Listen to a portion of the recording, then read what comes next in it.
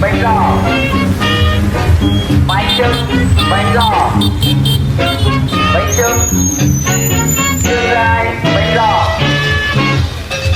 Xin chào. Hello. Welcome to Saigon. My name's Amy and I'm happy to be your tour guide for today. I'm excited to share with you all of the vibrant culture, stunning beauty of Saigon during the Listening to Saigon tour. Before we begin, I would like to go over some few safety guidelines that is important for your safety during the trip. Firstly, stay within your group. Please stay within your group during the whole trip so that you won't get lost. Second, be mindful about your surroundings because we're gonna go through many places, so be careful and walk cautiously. Third one, following my instructions, especially in those areas that need specific safety concerns. And the last one, report any concerns. If you have any questions or any problems, you need to report to me so that I can give you the help immediately. In case you need help, here's my phone number 093 481 206. That's all. Now, let's embark on of the amazing journey together. This is our first destination. We will enjoy a typical breakfast of many Vietnamese people, including bánh mì and Vietnamese coffee. Drinking coffee is a deeply ingrained tradition that holds significant social and personal meaning of many Vietnamese people.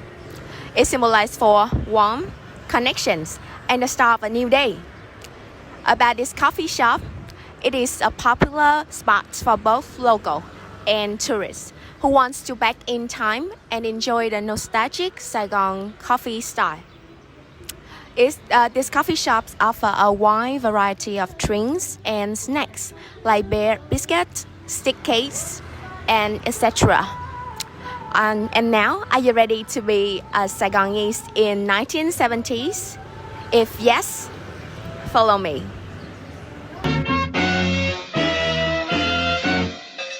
Dừng chân trên bến khi chiều nắng chưa phai, từ xa thấp thoáng muôn tà áo tung bay, nếp sống vui tươi nối chân nhau đến nơi đây. Sài Gòn đẹp lắm, Sài Gòn ơi, Sài Gòn ơi. This is a Vietnamese typical breakfast. One coffee with condensed milk,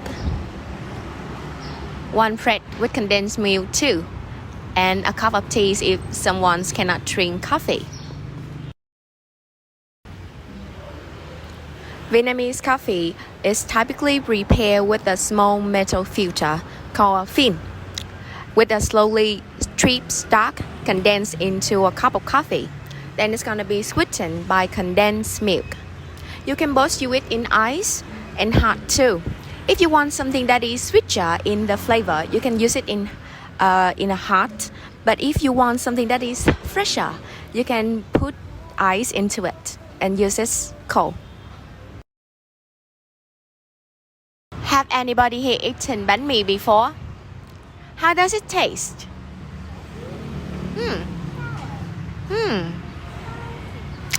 Yes, usually when people hear about bánh mì, they're gonna think of full of flavor and crusty food, right?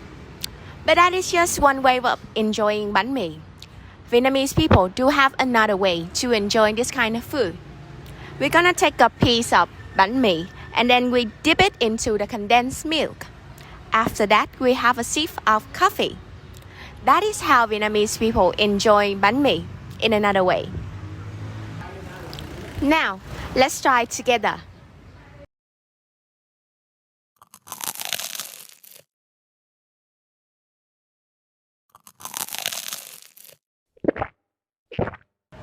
Is it good, everyone? Now you're gonna have some time to enjoy this breakfast. We will head off to the next destinations after 40 minutes.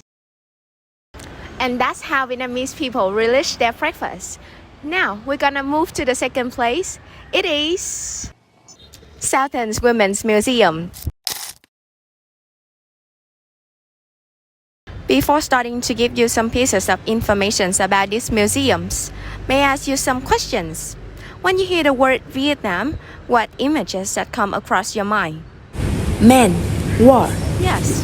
Vietnam has had a history covered mostly by war and death, and that is also the reason why when it comes to Vietnam, people only remember men as soldiers fighting each other. Whereas women are usually being looked down on or not considered as a part of who has contributed to the development of the history and culture of Vietnam. So, to give you a better information, also a better pictures about Vietnamese women, our tour has chosen this museum as a part of our destinations. The Southern Women's Museum was first established in 1985 by the Research Group for the Southern Women Histories to educate the patriotisms and the fine traditions for the future generations. It has 11 fixed exhibitions depicting the images of Vietnamese women, especially those living in the southern part of the cities, such as Southern women in building and defending their fatherland, or the costume and accessories of Southern women, and etc. But at the moment, the museum has temporarily closed some exhibitions to make some adjustments. So today we're gonna pay a visit to only one place, which is a room of costumes and accessories of Southern women on the second floor. Before starting our journey, I would like to remind you some of the safety guidelines. First one, stay with your group. Second one, don't touch any exhibits. Third one, don't make too much noise because we are at a public space. We have to keep silence. Fourth one, report any loss to me so that I can help you immediately. And the last one, follow any instructions if in the emergency.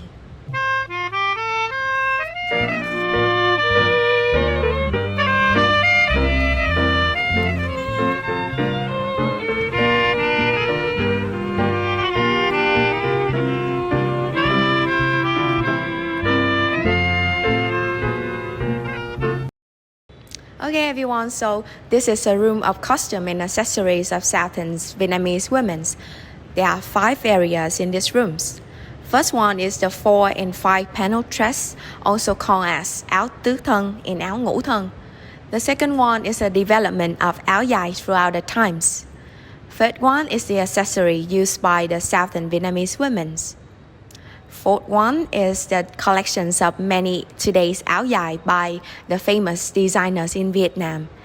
In the last areas is the ethnic costumes of ethnic groups living in the southern part of Vietnam.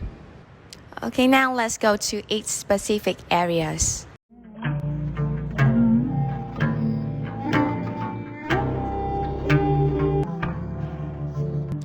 Regarding the 4 and the 5 panel dress, also called as áo tứ thân and áo ngũ thân, this is the traditional dress of women living in the northern part of Vietnam.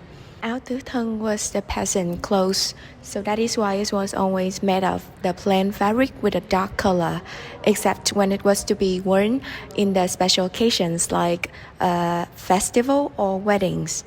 Regardless of many different forms, the basic áo tứ thân has 4 major parts. The first one is the flowing outer tunic, reaching almost to the floor, and it is open at the front like a jacket. At the waist, the outer tunic split into 2 flaps, one full flaps in the back and 2 flaps in the front, which are not sewn together but can be tied together or left dangling. The second part is the skirt worn under the tunic. The third part is called im, an ancient bodice worn as an undergarment of a woman. And the last part is the silk sash at the waist of the woman like a belt. That's also the end of the 4 and the 5 panel dress. Now we're gonna move to the next areas. The second place, the collections of the development of áo dài throughout the times.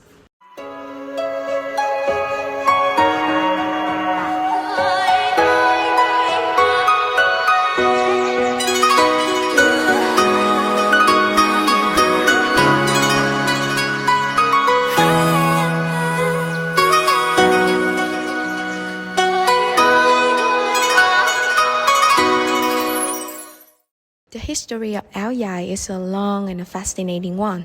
Can anyone guess when was the first time áo dài appeared? Vietnamese áo dài is believed to have originated in the 17th century under the reign of the Lê dynasty. At that time, áo dài was a loose-fitting two-piece garment consisting of a long tunic and a wide trousers. It was considered to be the symbol of wealth and status, and is worn by both men and women. In the 18th century, áo dài went through a significant transformations. A long tunic was become more fitted, and wide trousers were replaced by a skirt. The áo dài continued to develop throughout the times, influenced by both the Vietnamese and the foreign fashion trends. In the 19th century, áo dài became more elaborate with intricate embroidery and beading. And then in the 20th century, áo dài underwent a modernization period with the new introductions of new fabrics and silhouettes. After a modernization process, today áo dài becomes more comfortable, versatile, and flatter for a wider range of body types, while still retaining its cultural significance. Vietnamese women also use a lot of accessories such as rings, necklaces, bracelets, and perfumes. Each of the accessories holds its own meaning. For example, people believe that rings symbolize love, commitment, and a promise of eternal togetherness. In the early 20th century, the traditions of exchanging rings between lovers gained significant popularity. The gold, silver, or jade that the bracelets were made from was seen as a sign of wealth and prosperity.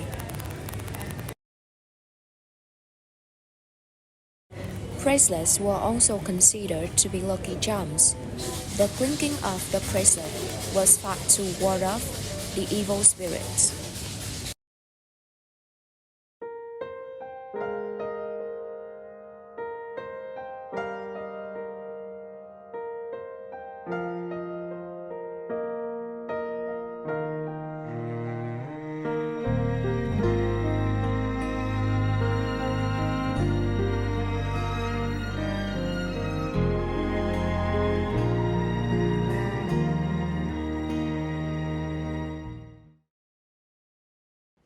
And the last area for today is the costume of ethnic groups living in the southern part of Vietnam. Let's come to it.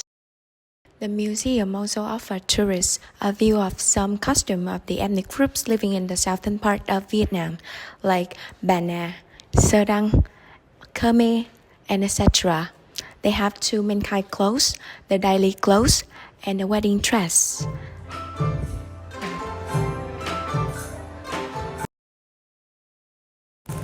Each ethnic costume has their own signature, but are able to show the beauty of the women and also be comfortable for them to work in their daily life. Did you have fun, everyone? But I have to say that this is also the last destinations of our trip listening to Saigon. I hope that you all have memorable experience and gain some precious insights about our city, Saigon. I hope you will always be happy and lucky in your life. Once again, I would like to thank you for choosing us and goodbye. Đưa em về nhà, mây trôi chiều tà, thật lòng chỉ muốn